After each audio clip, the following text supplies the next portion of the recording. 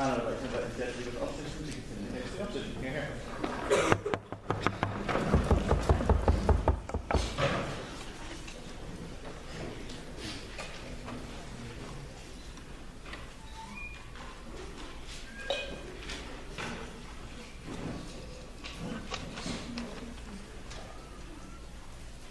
Insofar as the activism that the government team talked about has long-term damage to legal enfranchisement of Black Americans, damages allied recruitment long-term, and militarizes the police to an even greater degree, and further, uniquely now, given media circumstances and post-9/11 political rhetoric, causes a different characterization of the movement and drowns out the message of the movement in favor of the imagery of the movement. And that is not something that we can stand for.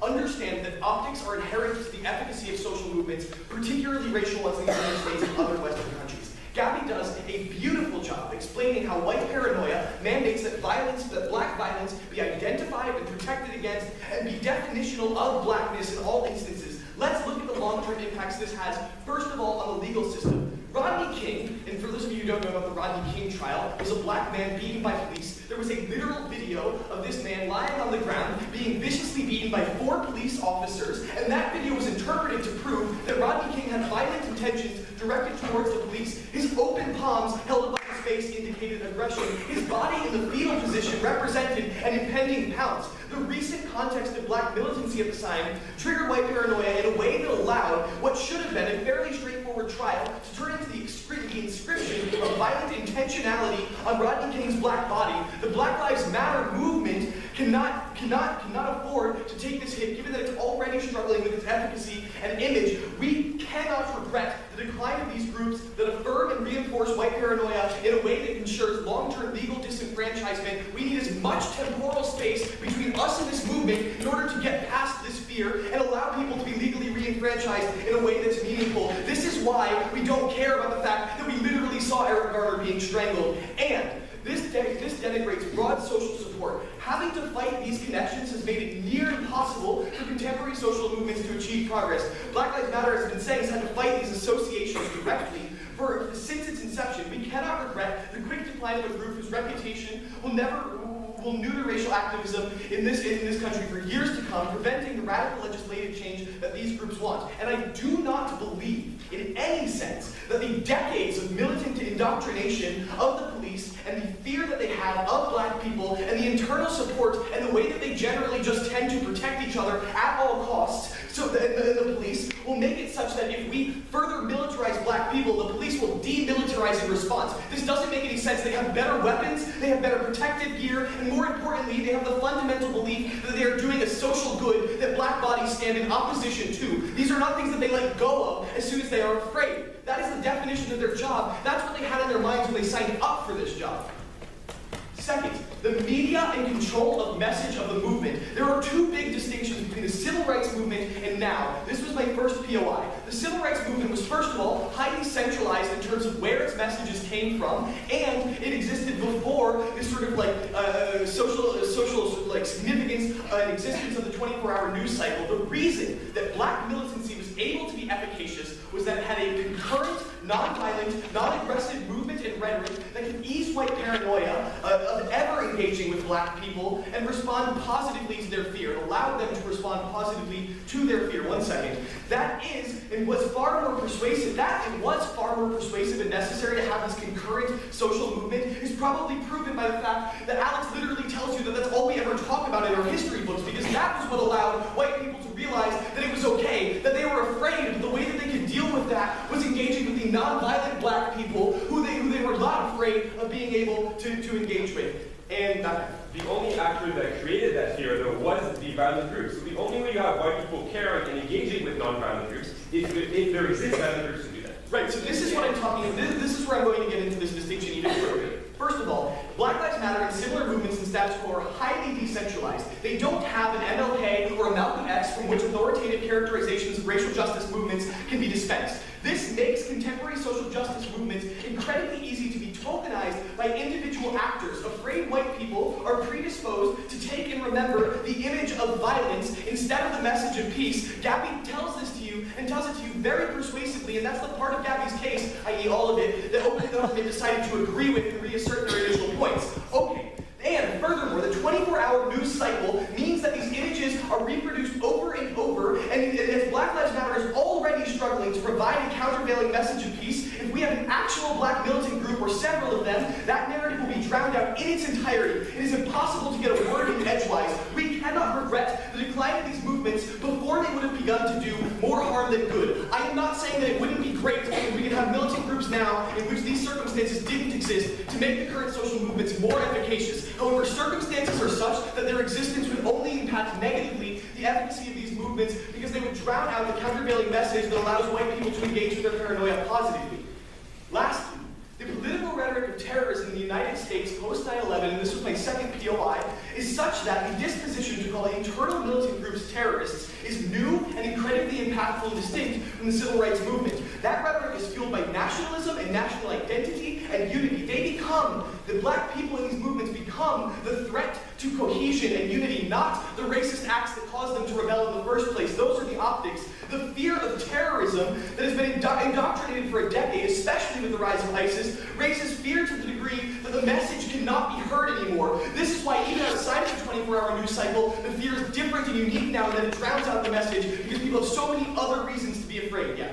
Okay, so on your side of the house, the media controls both sides of this debate, right? They still control these perceptions, and Fox still told us Trayvon Martin deserved it. Deal with the comparative and how things don't change at all on your side of the house for Black Lives. Okay, what I'm saying is that right now, the Black Lives Matter movement has been able to provide a countervailing narrative that has allowed some degree of moderate support.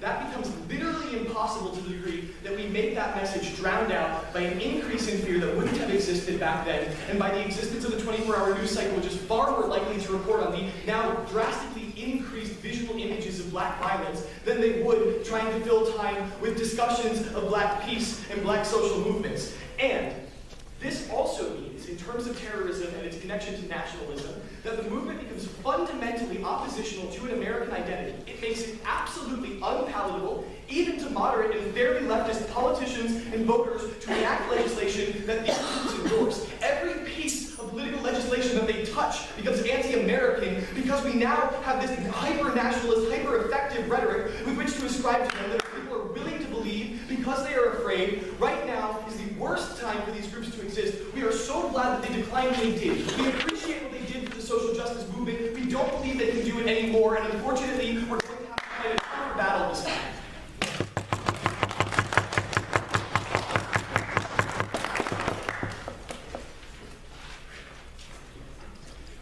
Hi, everyone. Can I speak to the speaker first? And now to open up the bottom half, I'd like to invite you to here.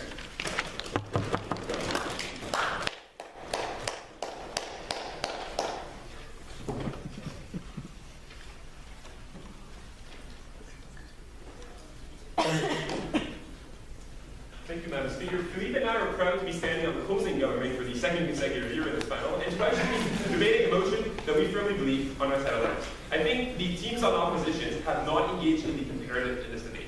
This is not a comparative about non-violence versus violence, but it is a comparative about what violence exists within the Black rights movement and how that violence impacts the movement in and of itself. We're going to concede straight out of the bat that you get more violence on our side of the house. What we think is that the qualitative impacts of that violence are different in a way that make it that it is acceptable and should exist in the comparative of the type of violence you have under status quo, which these guys have refused to engage in, or at least didn't think. So what is it, our exception? So we think you get violence on both sides of the house, regardless of the existence of militant groups, for a few reasons. A, I think black people are treated like shit, and we can't use the other means to express that frustration within the status quo for all those reasons OG identified. Second, I think independently of the impact, when you're a frustrated youth within a community, you think that violence is the only way to go, regardless of whether that is true or not. So you get that violence regardless. Third, I think there's a perception for the individuals within these communities that there is nothing to lose. That regardless of whether the fact that they will be jailed or not, their life is so bad and the oppression is so bad that they might as well engage in that. Even if they're going to lose a conflict, they might as well fight it than wait for it to continue without you fighting it, is where I'm going. And fourth, I think there is fear within these communities of the oppression of, for example, the police, and I think fear sometimes does lead to irrationality in the actions that people take. So you're going to create violence even if that you don't think that violence is good, especially with your bad. So what is it different when you have black military movements? What is it different between the type of violence that they preach for and the type of violence that you have under status quo? I think that is a comparative we're going to have to engage with on. I think you have a clear delineation between activist groups. So peaceful protest groups are less likely to be delegitimized in the eyes of the people that have positions of privilege when they exist in parallel to violent groups that you can clearly delineate in the public space. So when someone that is in Black Lives Matter shoots 3 cops, that reflects poorly on Black Lives Matter in a way that is comparatively less when that individual wasn't in Black Lives Matter in the first place, but existed in the other militant group. That is good for us out of the house because it allows these peaceful protest groups to exist in parallel and to define themselves in parallel and not be subject to the backlash that the movement in as a whole on the status quo establishes when there is violence that exists on both sides of the house, regardless. Second, we think violent individuals who join these groups are moderated by the existence of these groups. Why is that? I think the leadership in these institutions have different incentives than individuals have when they act on their own in a violent way. When you're a leadership group, you're necessarily more moderate because you see the bigger picture, right? You see that excesses in violence don't actually help your cause, but maybe small amounts of violence do. We argue also the fear of backlash against the institution that you run makes it that you're more likely to have the just right amount of violence that you think is needed, versus individuals who don't necessarily make that calculus, right? Because they don't have the capacity to do that, or the incentive to do that, because they're going to go to jail regardless, so what do they care? When you have an institution that has those incentives, you moderate the amount of violence to the minimum amount that mitigates the impacts of violence, because the paranoia and fear that you get from white people on this side of the house is proportionally a bit less. So you get less of the negative impact of violence that exists already on the status quo. Why do we think people within those groups do respond to the leadership? Is because when you're part of a community, when you're part of a group that you feel is, and you identify to that group, you want the interest of that group to prime over your own individual interest. So when you link individuals who want to commit violence in such a way, I think you help their cause. How hard is it to participate in a movement if violence becomes its single determining factor and image? So there are individuals on the status quo who engage in violence, who would be engaging in different types of violence if those institutions were there to provide them that access. And the type of violence that they engage with is better, is the claim that we're making on closing them. So third subpoint under this. I think these groups have the resources and the institutional capacity to organize the violence. So you are able to, because you have an institution, you have a memory, you know how is the most effective way to use violence in order to achieve change. You know what place you need to, commit violence against. You know who you need to commit violence against. I think you're more likely to have the ratio of outcome to violence is way better when you have an institution that is running it, rather than individuals who aren't able to make those calculuses because they simply don't have the ability. Okay, so all those arguments means that you have to accept violence already exists under the status quo. We accept that it will be more, but it will qualitatively be better than the house. And well, in 2 ways. A, it will less damage the peaceful groups that already exist under the status quo in the push for change. And B, the type of violence that happens will be better on the qualitative spectrum. Okay, second quick point of extension. I think you increase the amount of people, especially black people, who engage in activism on our side of the house for 2 reasons. A, I think there are individuals who think that peaceful groups simply do not work, but that aren't willing to engage the violence that they already engage, that some people engage with, because they know it doesn't serve any purpose, it doesn't actually change anything. But when you have a militant group who you think is going to change something, you join that movement because you think you're able to create change. So more people in that sense. But also, I think there are individuals within the community who might think that violence isn't a good thing, and they don't want their community to be portrayed as one that is violent. So those individuals join movements that are not violent because they think they can tip the scale in public opinion in regards to what black movements are, right?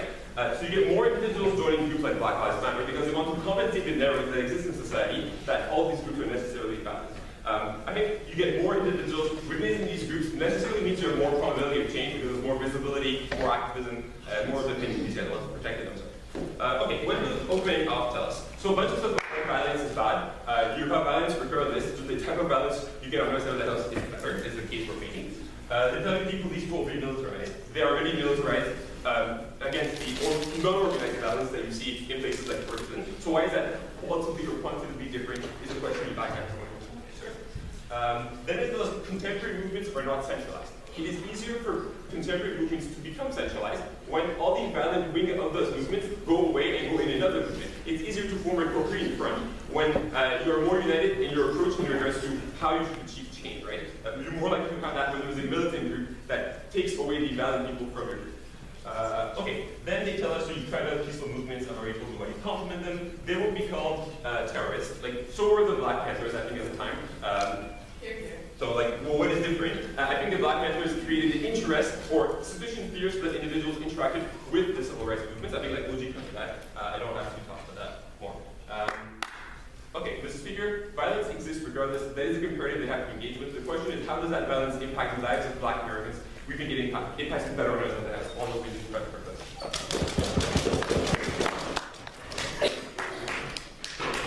I would like to have a speaker about speech, and in order to send case the proposition of the number of oppositions. Here.